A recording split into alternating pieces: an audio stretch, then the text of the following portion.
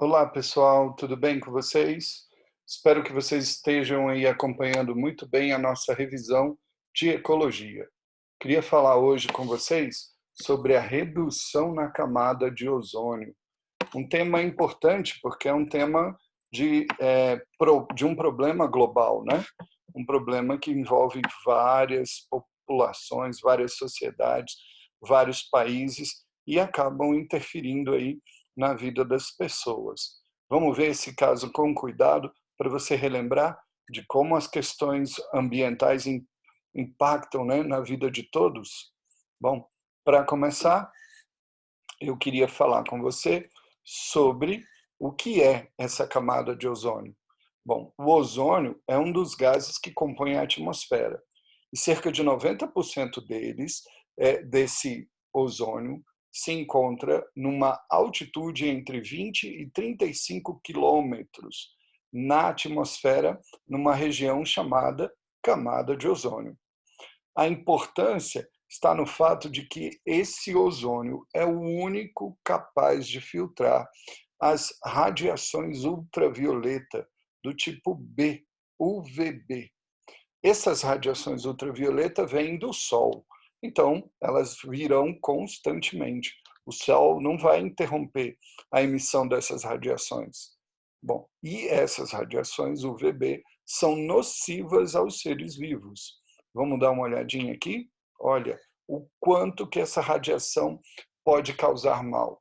Considerando só os seres humanos, a radiação UVB pode causar danos à visão, envelhecimento precoce, supressão do sistema imunológico, e aí você está lembrando agora, por exemplo, nesse momento de pandemia, todos nós precisamos estar com o sistema imunológico o melhor possível.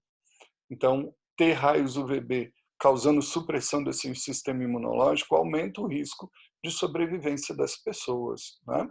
E também um outro fato importante, esses raios UVB, essa radiação UVB, é capaz de alterar o DNA. Essa alteração pode ativar oncogenes que podem dar início ao câncer, especialmente ao câncer de pele.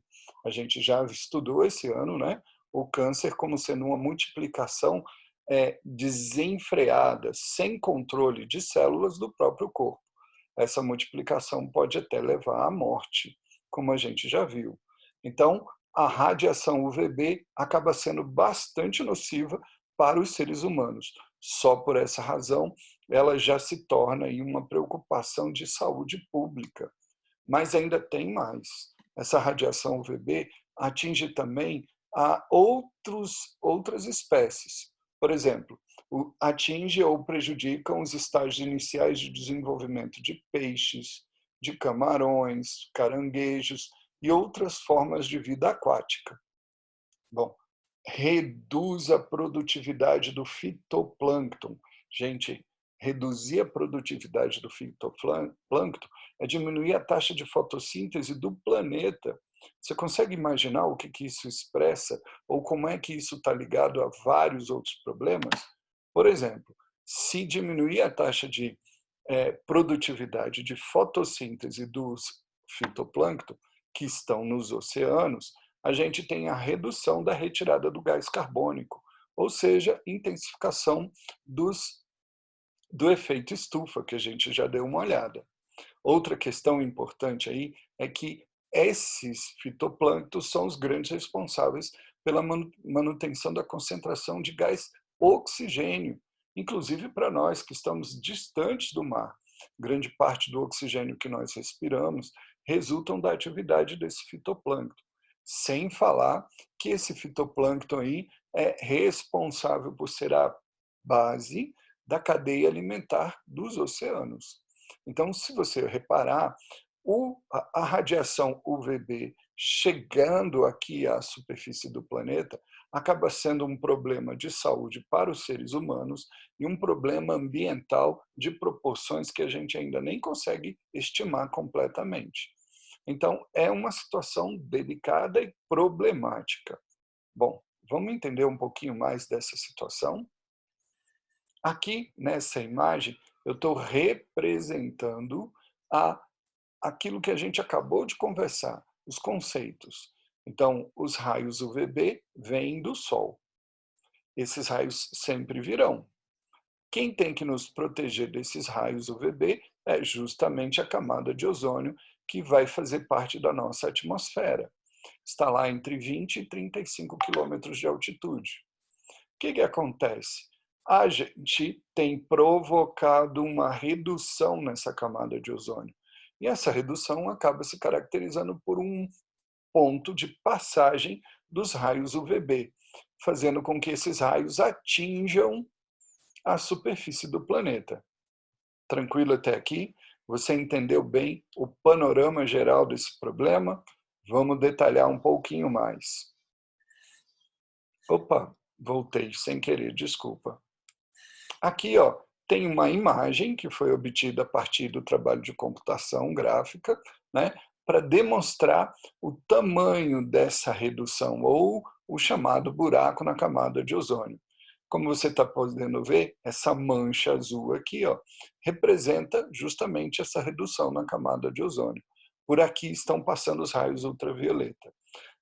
Por uma situação climatológica, essa redução ou esse buraco acaba se acumulando ou se apresentando melhor na região do Polo Norte. Então, o que você está vendo aqui é todo o continente do Polo Norte e mais um pouco dos oceanos que estão aí recebendo uma alta taxa de raios UVB. Então, como se pode perceber, isso não é um problema do nosso vizinho ou que está distante de todos nós, né? É um problema que influencia todas as pessoas, todas as sociedades, todos os países.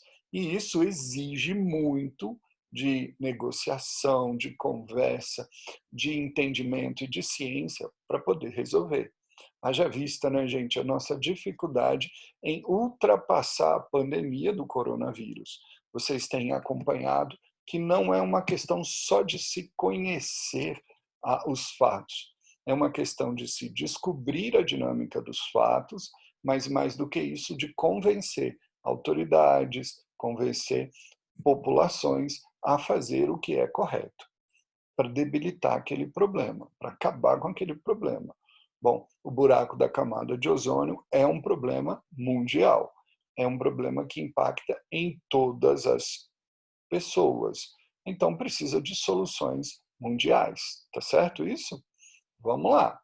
Bom, quem são os grandes suspeitos, né, que podem ser os responsabilizados, podem ser a causa aí do buraco na camada de ozônio?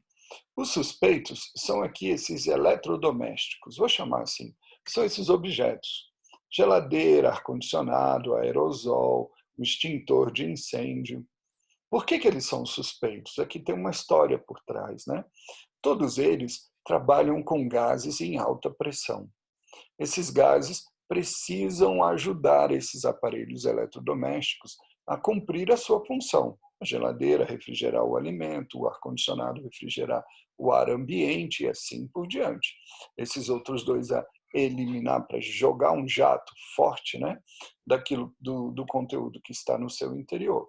Bom, nesse sentido, a indústria descobriu um gás que pode contribuir com essas funções. Esse gás ficou conhecido como CFC. Está aqui na forma de CFCs, porque são diferentes formulazinhas que podem formar esses gases, né? O que significa CFC? Clorofluorcarbonetos. Esse gás aqui se mostrou ideal para o funcionamento dos eletrodomésticos, porque ele trabalha em alta pressão, com baixa temperatura, e ainda tem um fator bem interessante. Esses gases são transparentes, não têm cheiro, e quando eles são eliminados aqui na superfície do planeta, eles rapidamente sobem. Vão ser dissipados em altitudes maiores. O que parecia aí uma grande solução, né? Porque, gente, se uma geladeira começa a vazar dentro da casa de alguém, ninguém quer aquele gás que faz a geladeira funcionar, contaminando as pessoas daquela casa. Então, o ideal é que esse gás vá para longe, não reaja com as pessoas e vá para longe. Os CFCs se apresentaram, né, como uma solução para todos esses eletrodomésticos. Você pode imaginar que a indústria, então, resolveu investir nesses gases para a produção dos eletrodomésticos. E assim fez. Bom, o que acontece? O que se descobriu? Posteriormente, se descobriu que aquilo que era a grande vantagem do CFC, o fato dele subir rapidamente, acabou sendo o seu maior problema. Por quê? À medida em que ele é eliminado, esses CFCs conseguem chegar até a camada de ozônio. E lá na camada de ozônio, ele tem a capacidade de reagir com o ozônio. Ao reagir com o ozônio, ele vai liberar óxidos de cloro, cloretos, né? E vai liberar gás oxigênio, O2. Consequência, gente, o ozônio é desfeito. Com isso, a gente perde a proteção da camada de ozônio, que deveria filtrar os raios ultravioletas vindo do Sol. E aí, aumentando a incidência desses raios ultravioleta, a gente já viu, pode causar danos à saúde dos olhos, envelhecimento precoce, problemas de supressão do sistema imunológico, pode causar dano no desenvolvimento de espécies aquáticas, pode causar câncer de pele, pode inclusive atingir o fitoplâncton, que, como eu disse anteriormente, é um componente essencial para a vida no planeta.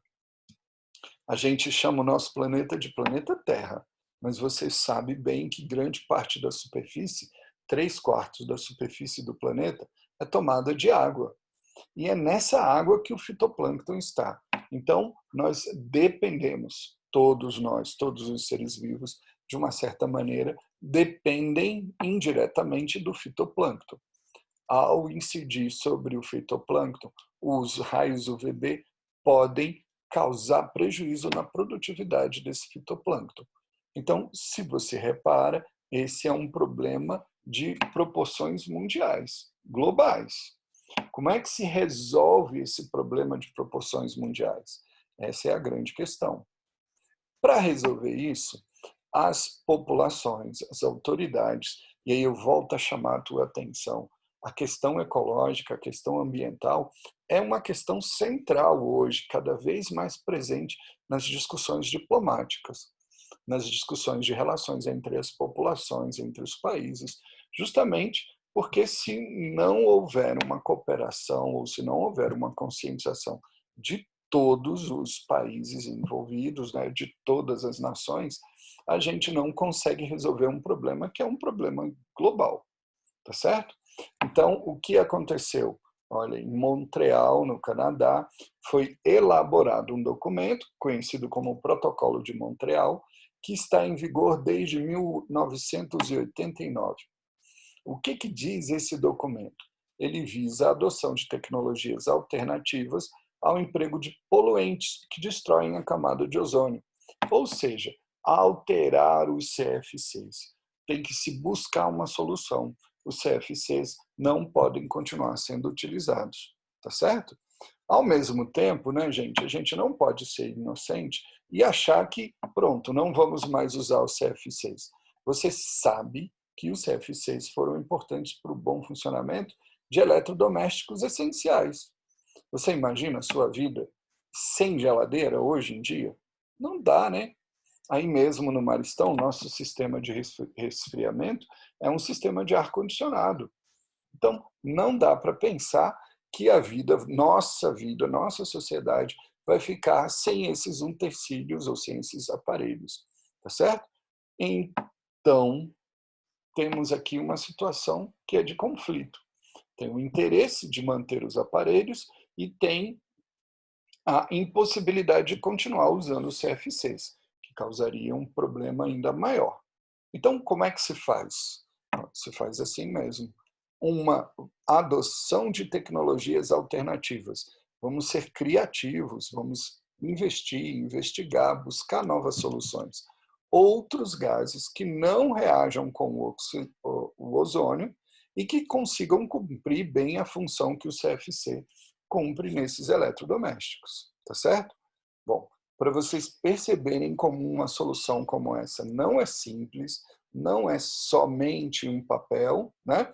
O tratado foi assinado em 1989, pela primeira vez, e pelos países que estavam ali participando. No Brasil, esse mesmo tratado só foi assinado em 2002. Isso é sinal, então, de que nós demoramos mais tempo para conseguir soluções industriais e produção, e para continuar a produção desses eletrodomésticos.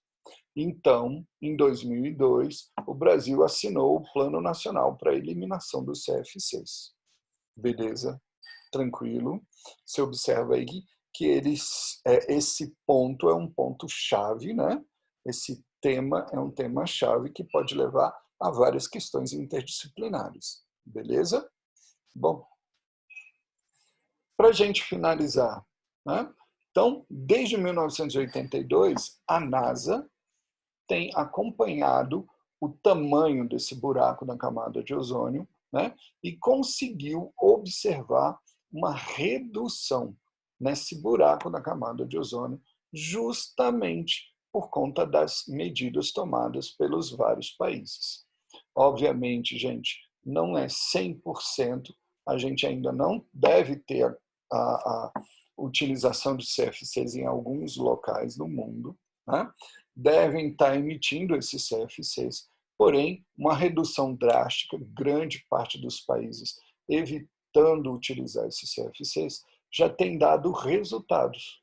E aí a gente observa o buraco da camada de ozônio sendo reduzido. Tá ok? Muito bom. Esse era o ponto que eu queria tratar hoje com vocês.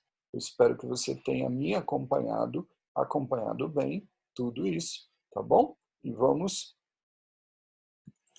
encerrando esse nosso momento aqui. Um abraço para vocês, eu espero em breve estar aí com vocês. Tchau, tchau, tudo de bom.